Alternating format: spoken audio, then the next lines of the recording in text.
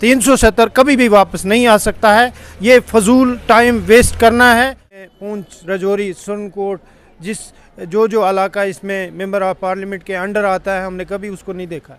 State government में उस वक्त इन्वॉल्व होती है और यहाँ पे ऐसे ही इस रोड को मैग्नीमाइज किया जाता है और परमानेंटली इसका कोई भी सलूशन आज तक नहीं इन्होंने हल निकाला। इस वक्त मैं ज़िला पुंछ की तहसील मंडी के अंदर मौजूद हूँ और यहाँ पर कौन से मसाइल जो हैं रुके हुए हैं और किन मुद्दों पर बात करने की ज़रूरत है। लोगों के बहुत सारी फ़ोन कॉल्स आई मुझे और मुझे बुलाया गया कि मंडी के अंदर आके हमारे जो इश्यूज़ हैं, चाहे तरक्याती काम हो या कोई भी काम हो जो रुके हुए हैं बहुत अरसे से, उन पर बातचीत की जाए। और मैंने मुनासिब समझा कि मंडी में लोगों की क्या सोच विचार रखते हैं, लोग इलेक्शन के बाद उनका नज़रिया किस तरीके का है, उस सब पर बातचीत करने के लिए मेरे साथ मौजूद हैं अली मोहम्मद साहब, जो कि एक NGO के चेयरमैन हैं। बहुत शुक्रिया TSL के साथ जुड़ने के लिए। अली साहब, क्या देखते हैं, कैसे देखते हैं आप इतने वक्त के बाद जो है असेंबली इंतखाबात हुए जम्मू कश्मीर में, और जिस तरीके से हम अगर तहसील मंडी की बात करते हैं या हवेली कॉन्स्टिट्यूंसी की बात करते हैं, यहाँ पर लोगों का अक्सर ये मानना होता है कि हम एक बार जिस नुमाइंदे को चुनकर असेंबली में भेज देते हैं वो दोबारा दिखाई नहीं देता है। तो क्या इस बार भी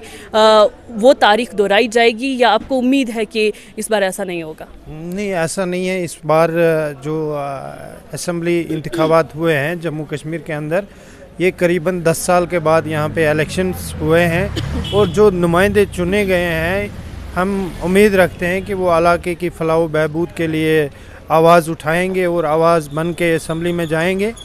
और मेन मुद्दा जो है इस मंडी इलाके का जो है इस वक्त मेन जो यहाँ की एक बहुत बड़ी प्रॉब्लम है कि 2016 में मंडी के अंदर डिग्री कॉलेज का इनेकाद गवर्नमेंट ने किया था। यहाँ पे जो डिग्री कॉलेज यहाँ पे खोला गया था, और इस वक्त जो डिग्री कॉलेज के बच्चे हैं वो एक ब्लॉक डेवलपमेंट का ऑफिस होता था यहाँ पे, और उनका एक सीमेंट स्टोर होता था।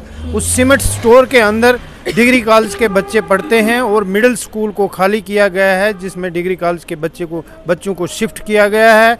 और यहाँ पे जो तहसील पहले होता था, तहसील हेडक्वार्टर जो होता था, उस तहसील हेडक्वार्टर में मिडिल स्कूल को शिफ्ट किया गया है। हमने देखा कि असेंबली का हंगामा जो अभी हमें देखने को मिला, 5 दिन की असेंबली चली, और मेन मुद्दा जो जम्मू कश्मीर का है वो स्टेट हुड का है, जो वापस आ सकता है। जो जबकि असेंबली में इतना बड़ा हंगामा हुआ जिसमें मारदाड़ भी एक दूसरे को MLAs ने की वहाँ पे, और मैं समझता हूँ कि ये जो 370 और 35 से है वो वापस आने वाला नहीं है।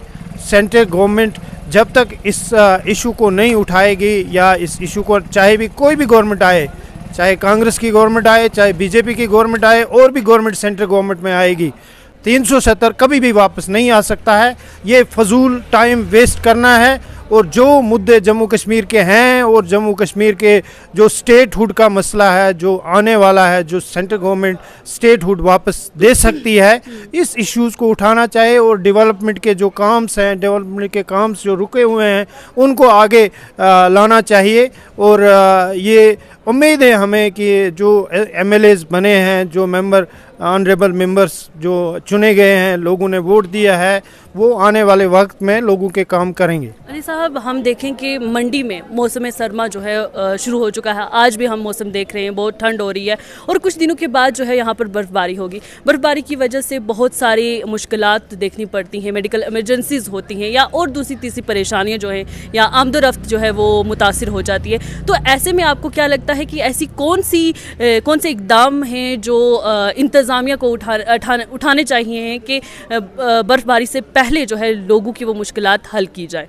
देखिए जी, जहाँ पे आप खड़े हैं, जहाँ पे आप इंटरव्यू कर रहे हैं, यहाँ आपके सामने सब डिस्ट्रिक्ट हॉस्पिटल है, और सब डिस्ट्रिक्ट हॉस्पिटल की ये हालत है कि यहाँ पे डॉक्टर्स नहीं हैं। और इसके सामने जो प्राइम मिनिस्टर के नाम से जो मेडिकल शॉप खोली गई है, उस पे मेडिसिन्स अवेलेबल नहीं है। यहाँ पे और भी डॉक्टर्स होने चाहिए, वो अवेलेबल इस डिस्ट्रिक्ट हॉस्पिटल में नहीं है। हम डिस्ट्रिक्ट हॉस्पिटल के सामने इंटरव्यूज़ दे रहे हैं और यहाँ के लोग सफ़र होते हैं। जब यहाँ पे कोई एक्सीडेंट होता है, यहाँ पे कोई इमरजेंसी पेशेंट्स होता है, उसके लिए इमरजेंसी ट्रीट के लिए यहाँ पे कोई सुविधा नहीं है डिस्ट्रिक्ट हॉस्पिटल के अंदर।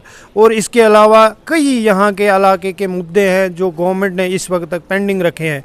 और आप देखिए कि आप पुंछ से मंडी तक रोड की हालत देखिए, आप रोड की हालत क्या है और वहाँ पे कितने लोगों को मुश्किलात के दरपेश होते हैं कि ये रोड जो यहाँ से लोरन है, सब्जियाँ हैं, कई इलाकों में रोडें हैं जो खस्ता हाल पड़ी हैं। गवर्नमेंट को चाहिए इसके लिए तवज्जो देनी। सब एक चीज़ यहाँ मैं आपको रोकना चाहूँगी। हम जब मंडी की रोड की बात करते हैं, ऐसा सुनने में आता है कि जब अमरनाथ यात्रा आती है उस वक्त या उससे पहले जो है मैक्टमाइज की जाती है रोड, उसके बाद उस पर तवज्जो नहीं दी जाती और 2 महीनों के बाद ऐसा भी मैंने सुना है कि वो जो लुक पड़ी होती है या वो मैक्टमाइज की गई होती है रोड, वो उखड़ जाती है। तो क्या वजह है कि बार बार इन कामों में लोगों को उलझाया जाता है?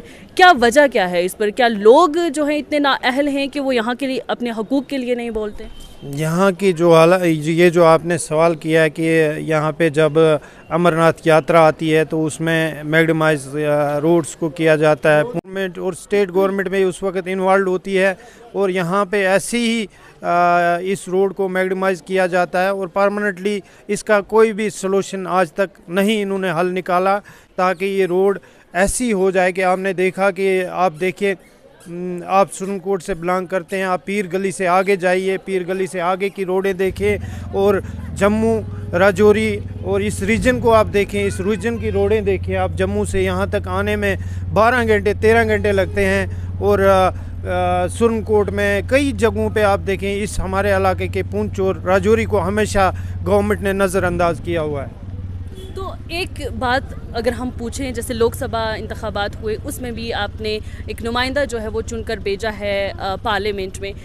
डिलिमिटेशन हुआ, डिलिमिटेशन के बाद पुंछ राजौरी को अनंतनाग के साथ जोड़ दिया। राजौरी को अनंतनाग के साथ जोड़ देना, इसके साथ हमारे खित्ते के साथ इंसाफ है या ज़्यादती की गई? ये जो पार्लियामेंट्री जो डिलिमिटेशन हुआ जिसमें राजौरी पुंछ को अनंतनाग के साथ जोड़ा गया है, ये सबसे बड़ी नाइंसाफ़ी है राजौरी पुंछ के लोगों के साथ। आप देखिए कि जब मुगल रोड अभी मौसम सरमा आ रहा है और मुगल रोड पे जब बर्फबारी हो जाएगी ये कट हो जाता है 6 महीने के लिए और हम उस मेंबर ऑफ पार्लियामेंट को कभी देख भी नहीं सकते हैं, ना हमने कभी मेंबर ऑफ पार्लियामेंट को अपने इलाके में पुंछ, राजौरी, सुरनकोट जो इलाका इसमें मेंबर ऑफ पार्लियामेंट के अंडर आता है, हमने कभी उसको नहीं देखा है। तो आप क्या उम्मीद करते हैं कि आइंदा वक्त में आपके नुमाइंदे आपके बीच में आएंगे? मैनिफेस्टो में जो दावे किए हैं ये खोखले दावे हैं। आपने देखा होगा कि हमारे प्राइम मिनिस्टर मोदी जी ने जो पहला इलेक्शन उनका था 2014 में, जब मोदी जी प्राइम मिनिस्टर बन के आए थे, उन्होंने कहा था कि आपके सभी के अकाउंटों में 15 लाख रुपए आएंगे। वो 15 लाख कभी नहीं आए हैं और ये लोगों को बेवकूफ़ बनाते हैं। बेवकूफ़ बना के वोट लेना और हुकूमत बनाना और ये जो इनके दावे हैं, इनके वादे हैं, ये मैनिफेस्टो है, ये ऐसे खोखले होते हैं और ये लोगों को बेवकूफ़ बनाने की बात होती है। चलें, बेहद शुक्रिया। ये थे हमारे साथ यहाँ के बाशिंदे जिनका कहना है कि जो भी दावे या वादे आज दिन तक किए गए हैं वो पूरे खोखले रहे हैं और अब उम्मीद कहीं ना कहीं देखी जाएगी कि जो सरकार बनी है, जो सरकार लोगों ने चुनकर असेंबली में भेजी है, वो अपने तमाम वादों और दावों पर खरा उतर पाएगी, लोगों की उम्मीदों पर खरा उतर पाएगी या नहीं।